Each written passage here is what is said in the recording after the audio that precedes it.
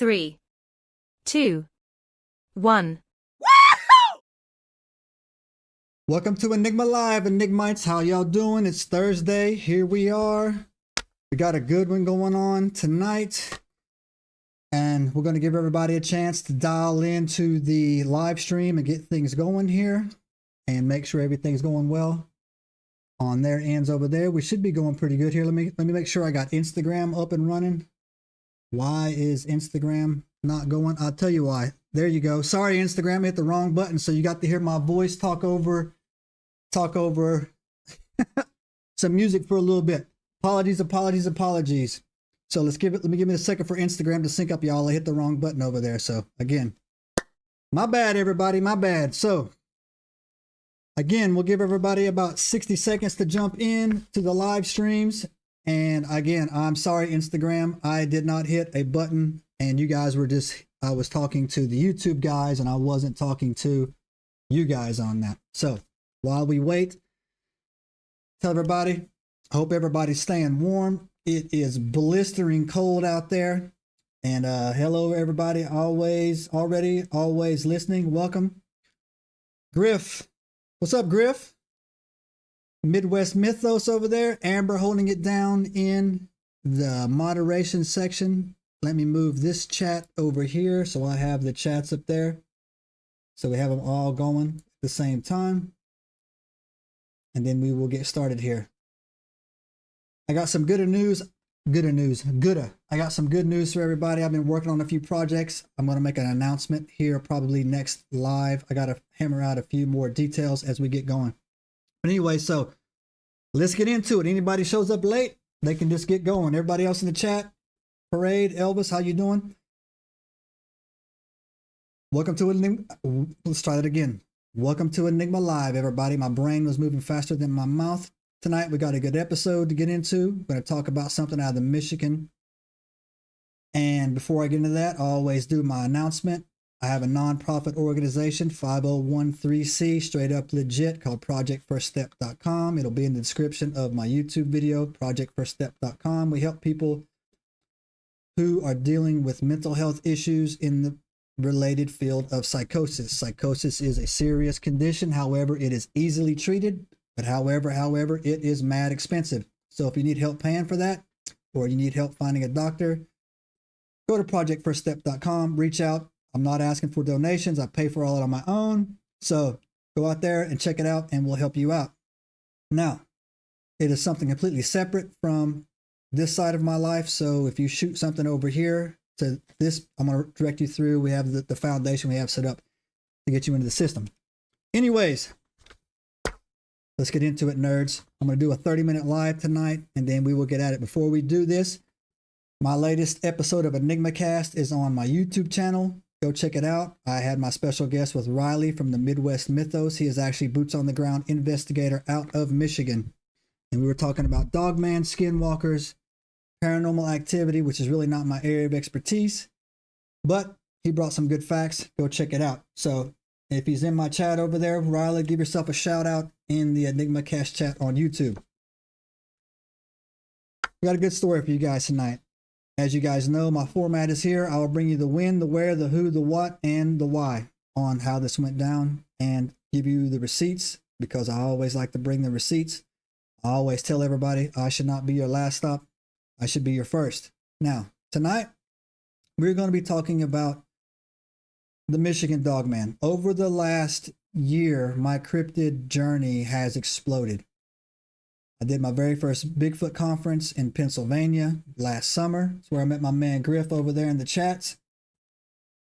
And I was introduced about 3 or 4 months before that to the Joe Barger story, which really got me into what was going on with these Dogman situations as well. What's going on, Arthur? What's going on, Kenneth? You guys joining in Instagram? I'll try to give more shout outs and pay attention as we go. And it led me down a rabbit hole where we actually did a podcast on the very first Dogman sighting reported in the United States of America was happening in 1886. And over the last year, Dogman sightings have really increased. How you doing, Indiaz? Sorry if I get your names wrong. You guys got wild names. A lot of people say it's because the frequencies has changed, the earth has changed. You have to live under a rock to not realize that the last 4 years have been something that's completely biblical, for lack of a better word. And so we'll get into it. The very first sighting that I could find of a dogman in the United States of America, and we're going to break it down. All right, so the year 1886, right? The specific time of the year I was unable to get a hold of it. However, it is safe to say that it was either spring, summer, or fall. I doubt it was in the winter time because of the way they describe. Actually, I'll even rule out fall. It was probably late spring or summer because the way the story was described, the foliage in the area, right? The location is in Wexford County, Michigan, right? Now,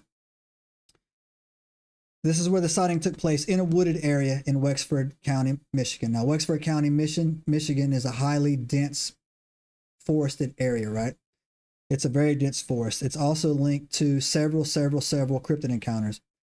And it also stands out because it butts up against the Manistee National Forest. I always pronounce that wrong, right? Although it's directly not within the forest boundaries, it is in the county adjacent to it, right? Now, the Manistee National Forest is pretty large, but so is Wexford County. Wexford County also, the forest also covers Lake County, Newaygo County, and Manistee counties, right? So Wexford County touches all of them. It's like right in the middle. But the whole entire area is massively, densely populated forested areas, right? Wexford County has a very dense forested area to the point where back in 1886 they did a lot of logging up there, right? Now, I don't have any boots on the ground experience with that region, so I can't equate it to the mountainous ranges of the Appalachian forest where I grew up and where I go to do my investigations, right? Smoky Mountains, Shenandoah is usually the areas that I'm involved in. Now, this area back in the day was extremely remote. If you were not familiar with logging the way they used to do it back in the day, they did it via camps. These guys didn't go in and out back and forth. They went in there and they set up what they called logging camps, and these guys were on site for, several months at a time. So they didn't leave. But to get there back in the day, it was also, you were on donkeys or foot, maybe a horse, I don't know, but it's a very remote area where you go in. You have to cut your way in a trail, forest an area, and then has to drag everything down. And this takes place, and in that year, the sighting took place in Wexford County by two lumberjacks. Two lumberjacks were out working an area. Now, I could not locate their names. However, I like to triple check my sources, but I triple checked the areas, and all three areas said that their names were not provided, right? So I couldn't find them. If you know who these lumberjacks are, just drop them in the comments or whatever, and that would be pretty awesome. And we'll see what we can go from there. But it's not really relevant to the story because it happened so long ago, and because of to this day, dogman sightings are taking place in that area, right? So it's not a matter if you're a believer or not a believer. This area is known for some fiduciary dating back to at least 1886. Now, what happened was these two guys were out chopping down the logs. They heard something, stopped, looked over, and I'll get into the details in that, and this is what they saw. And they gave a very, very, very detailed description of what they saw. They saw a tall, upright creature that looked like a human and a wolf combined together. And they said it was 7 feet tall. It's exactly how they said it, right? They said the head of it was like a dog or a wolf. Basically, it was described a lot like a German Shepherd, is how, from the other descriptions I was able to pull up, the dog, it looked like, was a German Shepherd.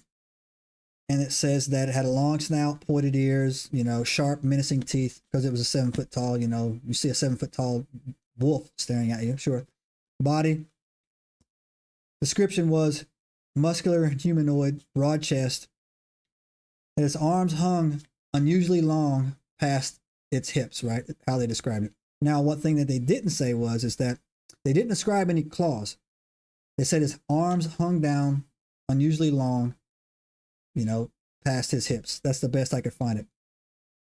And they said that it stared at him.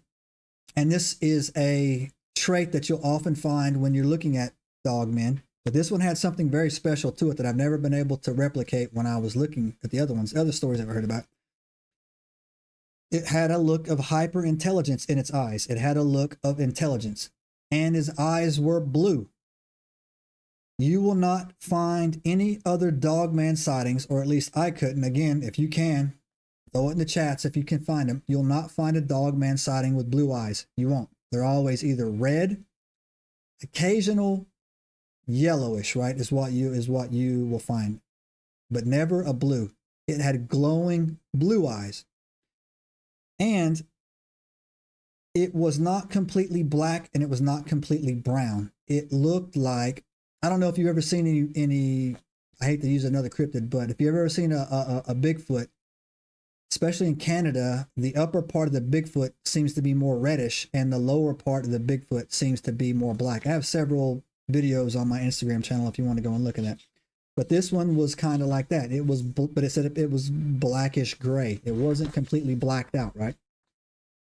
Now, the exact details of the encounters as follows. They were cutting, they were out cutting timber. And as they were working in the forest, they started hearing strange sounds and they described it as like a low growl. Now, wolves, despite what I've been told by people who are not in Michigan, wolves are there, right? And I don't know how prevalent they are now, but back in the day, I'm sure they were everywhere in and out of Canada as well. And they heard a growl. Their initial thoughts that they were in trouble, that they were about to get rolled up on by a pack of wolves, right? And so they stopped and they looked and they kind of took on a defensive posture. And what they did is when they started to investigate, this figure stepped out from behind a tree, right? Purposely to show itself to them. And it wasn't in a threatening or menacing way. And they did not run away. They did not, scream or anything like that. They were in more of a shock than anything. Now, it maintained this low-pitched growl, right? I don't know if you ever have I don't know if you've ever had any experience with a dog, and sometimes when you reach down to pick up a dog bowl, you'll hear a throaty type of growl that the dog will do, just letting you know, like, hey, hey, something like that. But that's what it did, man. It was more guttural is the word is probably I'm looking for. And it stared at them it didn't really say, man, how long it stared at them, but it just looked at them for a little bit. It stared at them. And then it did something that most dogmen I've never heard do either. It let out a pretty more intense growl, but then it left. Now, normally modern day dog, you'll never meet a chill dogman, right? Right. So that's what I say, right? That's the difference between dogman and Bigfoots. You'll never meet a chill dogman. Most dogmen are very territorial, and people talk about the menacing feeling it gets, the hate that it has for whoever it's looking at, and it will pressure you to leave the area, but not with this guy, right? This guy stayed. It backed away, right? Then they bolted. Right. And what they did is they broke out of there, man. They broke out. They fled their chopping area or whatever they call it, their work area. They went back to the camp, told everybody what was going on in the camp, what they saw. Right. And that right there is where the story diverges into too many different locations for me to actually lend it type of credibility, because I couldn't triple source it. But I can tell you two of the things that what supposedly happened is that they abandoned the camp altogether, right? But I only heard that in one source.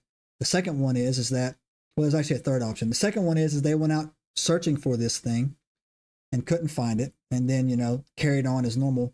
And the third one, or story that I heard, which I can't validate, was that they continued to work it and the dogman kept showing up, but it was showing up now with a pack of wolves. Like it had its own little pack of wolves with it, right? But again, I got all three of those stories from three individual sources, and I couldn't find multiple sources to validate it. So for the purposes of this show, we're just going to say that's what happened. And then, You can go look up on your own and believe it on your own how it played out on that end, right?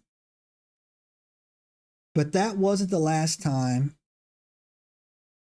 this wolf dogman encounter was reported in Michigan.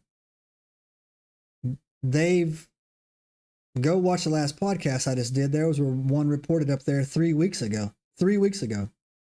Joe Barger's story is 3 or 4 years old in the Manistee National Forest as well, right? So that area, also too, that area borders. I think there's a little. I know the Great Lakes are there, but there's a land route to get into. I want to say Ontario as well, which is another heavily forested area, right? But outside of the modern day Joe Barger being the most famous dogman incident up there were 2 other instances that happened up there, right? That I looked them up, triple verified them. 1938 in Paris, Michigan, a man reported being chased by a large upright creature while riding home on horseback, right? It reportedly followed him for some distance before, taking off into the forest. Now, what he said was he was going home on his horse. His horse got spooked. He heard a growl, looked over. There it was, freaked him out, kicked his horse, and they just started booking it, and it chased him, right? That was widely reported. Hunting parties went out looking for it as well, and that was in 1938. Now, in the 1950s and 60s, throughout a 20-year period in the Manistee National Forest. Again, this is where Joe Barger had his encounter. If you don't know who Joe Barger is, go into my EnigmaCast archive. I did a podcast specifically to him. I've actually spoken to his wife, and Joe one day is going to come on my show when things calm down, right? Several hunters camped in that area of Manistee described encounters with the dogman-like creatures, and what it was always the same. They were out there, not always by themselves. They were out there going around hunting, and have a random dogman encounter where the dogman actually ran them out of the forest, right? And they were terrified. And the story goes on, same as they either they never went back or hunted other areas or whatever, right? Now. And that still goes on today. Now, when all this happened, we didn't have the internet. We didn't have the way we can talk as quickly as we can right now. So it wasn't as widespread. So the debate was, the term dogman really wasn't even a thing back then. It was just they would describe it as a dog-looking creature, man, or a werewolf. Seems to be another common phase in there. So over the years, though, a recent debate has taken place, and I actually am caught up in this debate somewhat of what it is. And so, real quick, before we get into it, you may not know this, but there are actually 4 types of dogman. There are 4, right? You have the werewolf, the most common one that we were growing up with, right? A werewolf is a dogman who cannot control when he phases. He's controlled by the lunar cycles, right? In the mythos, right? You have a regular dogman. Again, werewolves are normally 6 feet tall. The average dogman height you'll ever hear about is anywhere from 6 to 6'3", right? Very rarely do you hear 7-footers or above, right? But you do hear about them. The second type you have is this a dogman that's become basically within the cryptid research community a household name. Dogman, dogman, dogman. It can phase at will, right? And then you have what they call the lab-grown dogman. Now, lab-grown dogmen are dogmen these are the ones that are always 8 to 10 to 12 feet tall. The one Joe Barger killed in the Manistee National Forest was 12 feet tall. Every time any one of these type of dogmen have been encountered, people have also described them as being beautiful, that they were very, very well maintained. And that leads to the theory that they don't always live in the woods, that these are under some type of control, that they are kept locked away. Also, if you follow the theory that we create them, and I'm going to tell you where that theory came from, and that we cut them loose into these national forests for unknown reasons that are a whole nother podcast, from either hunting what's ever in the caves or, training super soldiers, who knows. Joe Barger, Department of Homeland Security man told him he killed killed one of their assets, is how they refer to it again. But anyways, that's another episode. But anyway, I'm gonna stay on point. And you have the fourth type, and I always mess this name up, man. It's called the Cyclocephalopause or whatever, man. I can't even pronounce that or whatever, man. Cynocephalopause or whatever, right? It's a human body with a dog head. That's not what they were describing, right? But that is the fourth type of dogman. And before you laugh that off, all you got to do is scratch the surface on this one, and it's got more credibility than all the other dogman encounters combined, because it's been documented via pictures and stories since we were able to write. Ancient Greek writers like Herodotus and Pliny the Elder described tribes of dog-headed people, particularly in remote or unexpected areas like India or Libya. They barked and talked. They were savage warriors, and they were primitive hunters. Alexander the Great, when he was in Afghanistan, the Kandahar Valley, encountered these creatures, the cynocephalopause. He fought them and said that they were incredibly hard to defeat, and they ate the dead. They fought naked, and they had dog heads. There is another famous story about Hadrian's Wall in England, the UK. It basically splits the UK in half. You have the northern half of the UK, which is Scotland, and you have the southern half, which is London and Britain, all those places.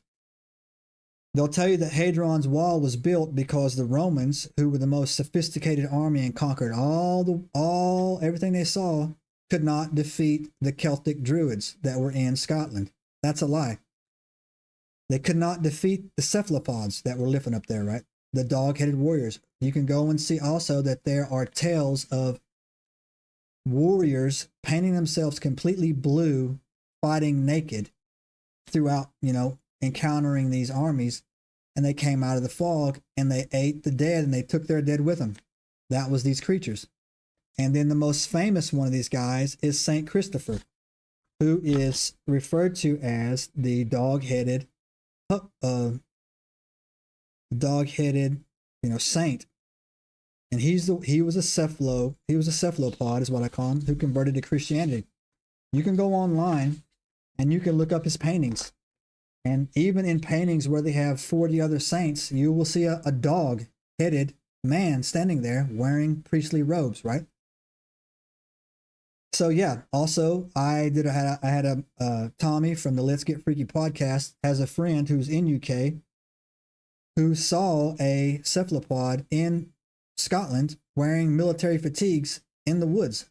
So again, the truth is always stranger than fiction, but out of all the dogmans, the fourth one has the most credible receipts. And again, if you don't believe me, go look it up, man, and then throw it in my face in the comments, and then it never happens because we bring you the receipts. So that leads to the fourth thing, right? The Department of Homeland Security. A lot of people don't realize this. I think it's them, or it's I forget it. Department of Homeland Security has jurisdiction over all of our national forests. And I have an Instagram post on my channels where there was a bill tried to get passed in Congress in 2022. It's called the Animal-Human Hybrid Prohibition Act.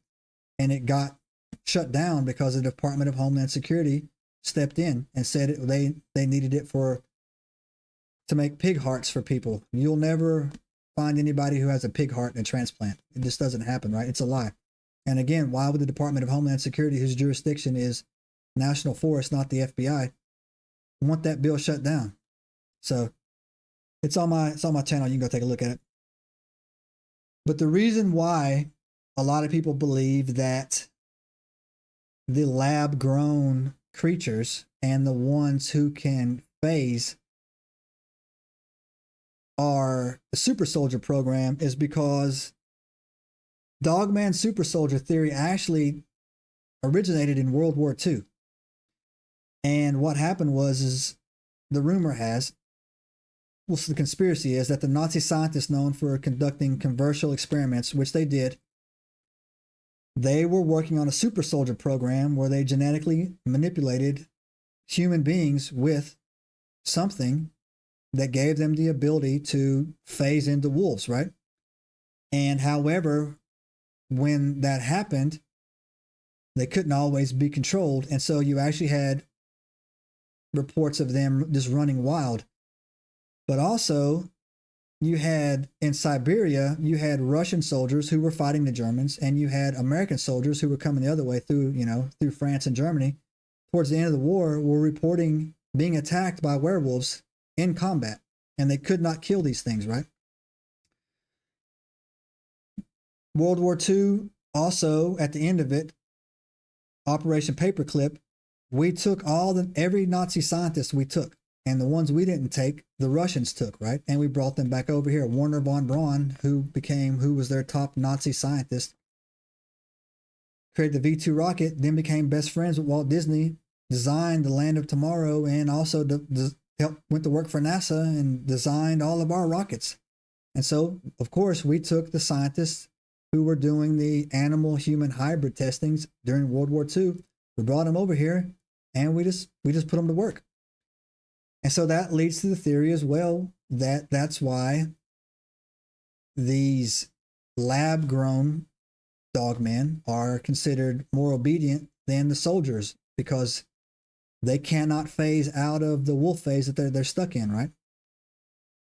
Also, too, a lot of people have a theory that I really can't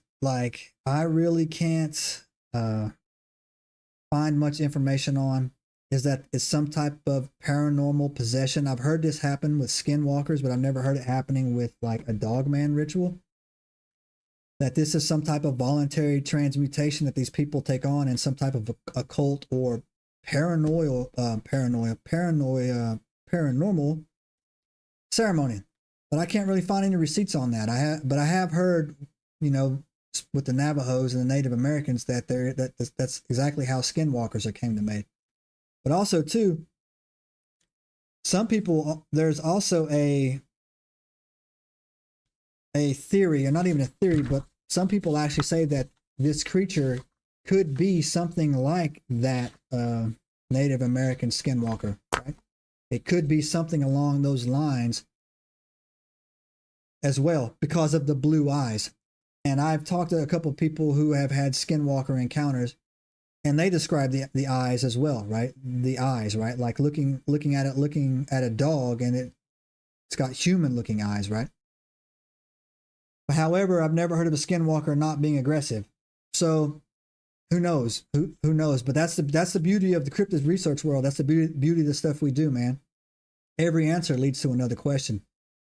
But what you can't deny and what you can't rule out is that something happened. And that's the hard deck on my show, is that if you're not willing to admit they saw something, we can argue or debate or have a conversation all day about what they saw. But if you're just made up of the mind that they saw nothing, then you're not a believer, man. And if you're the type of person saying, well, I got to see one laid out on a slab to believe it, then you'll never see it, right? Especially if you don't go looking. I say that now and watch a dog man show up in like 3 weeks, autopsy or something. It wouldn't be the strangest thing that happened this year. But anyway, so where there's smoke, there's fire. And since 1886, the Michigan forest area, the heavily dense populated forest of Michigan, have had nothing but fiduciary happen, especially related to dogmen. In fact, so many dogmen, I don't want to say sightings or encounters or interactions, right? So many dogmen interactions take place in Michigan.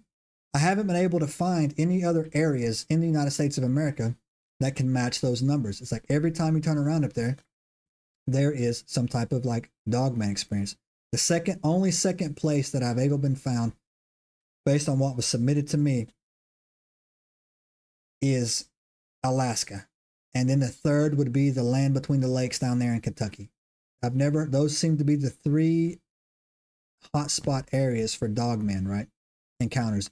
But the Michigan area is encounters are double the amount of encounters that take place in the Land O'Lakes and in Alaska as well, right?